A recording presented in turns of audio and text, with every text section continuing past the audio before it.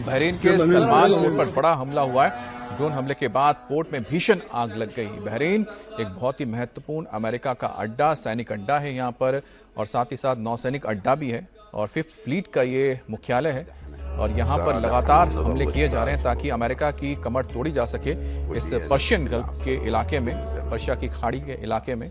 लेकिन अभी तक इतने हमलों के बाद भी लगातार वहां पर अमेरिकी बेस काम करते हुए नजर आ रहे हैं। लेकिन एक और हमला हुआ जिसमें आप देखिए कि किस तरह से वहां पर मौजूद किसी वेयरहाउस में आग लग गई, यानी कि गोदाम में आग लगी है, जिसकी वजह से तेज लपटें उठने लगी और काला धुएं का गुबार ये हाईवे से ही लोगों को दिखने लगा।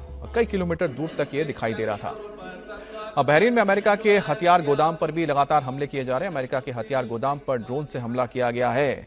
तो जैसा कि हम आपको बता रहे थे कि अमेरिका के लिए बहुत ही महत्वपूर्ण ये देश है बहरीन, जहां पर अमेरिका अपने हथियार भी रखता है और पर्शियन गल्फ का ये बहुत ही महत्वपूर्ण ठिकाना है अमेरिकी नौसेना का। और लगातार इस बेस के ऊपर हमले होने की एक ही वजह है, क्योंकि यहाँ से जो रिसप्लाई या सप्लाई चेन जुड़ा रहता है अमेरिकी सेना के लिए, उसे पूरी तरह से तोड़ दिया जाए। और यही वजह है कि यहाँ पर मौजूद गोदामों को देखकर निशाना बनाया जा रहा है, यहाँ के बेस को निशाना बनाया जा रहा है। और ज़्यादातर हमले इसमें नाकामयाब होते हैं, लेकिन कुछ एक जो हमले हैं, खासतौर पे ड्रोन्स का जो हमला है वो, या फिर उसका जो मलबा जब गिरता है तो नुकसान पहुंचा ही देता है। अब बहरीन में यूएस बेस पर हमले की एक नई तस्वीर सामने आई है। हमले के बाद अमेरिका के बेस में आग लगी हुई है। तो बहरीन की तस्वीर आपको हम दिखा रहे हैं, जहां पर जो हमले हैं इस वक्त ईरान के होते जा रहे हैं। ईरान के अगर देखें तो सबसे ज़्यादा वो बहरीन को निशाना बना रहा है ताकि यहाँ पर मौजूद 5th फ्लीट के बेस को तबाह कर दें। अब 5th फ्लीट नेवी का यहाँ पर पर्शियन गल्फ में जब तक ये मौजूद रहेगा, जब तक मजबूत रहेगा, तब तक ईरान के लिए ये बड़ी दिक्कत पैदा करेगा, क्योंकि लगातार पर्शियन गल्फ में मौजूद अमेरिकी जहाज़ों के ज़रिए भी हमले किए जा रहे हैं। उसमें मौजूद मिसाइल्स को दागा जाता है। टॉमाहॉक मिसाइल्स लगातार जो दागे गए हैं वो पर्शियन गल्फ से दागे गए हैं, क्योंकि वहाँ से पर्शियन गल्फ से तेहरान की जो दूरी बहुत कम पड़ती है, और साथ ही साथ तमाम जो इस्फहान या फिर बाकी जो न्यूक्लियर साइट्स हैं वो भी काफ़ी कम दूरी होती है। यही वजह है कि ये पर्शियन गल्फ बहुत महत्वपूर्ण है इस वक्त अमेरिका के लिए।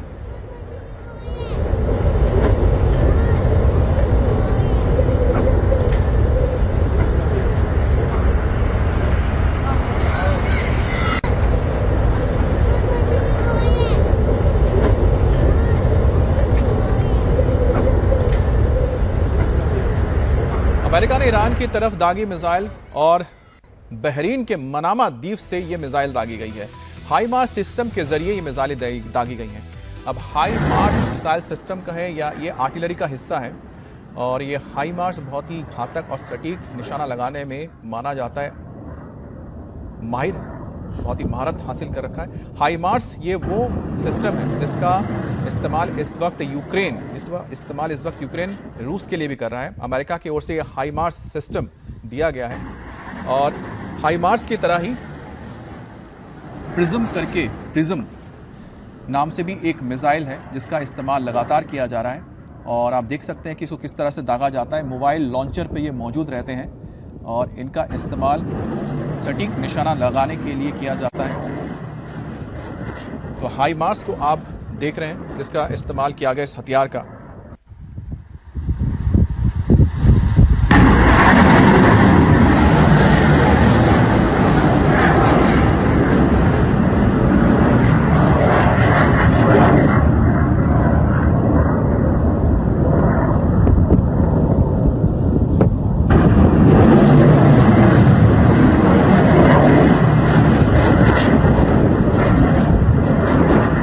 प्रिसीजन स्ट्राइक मिसाइल, जिसे हम प्रिस्म कहा जाता है, इसका इस्तेमाल भी किया जा रहा है अमेरिका की ओर से, और हाईमार्स का भी इस्तेमाल किया जा रहा है।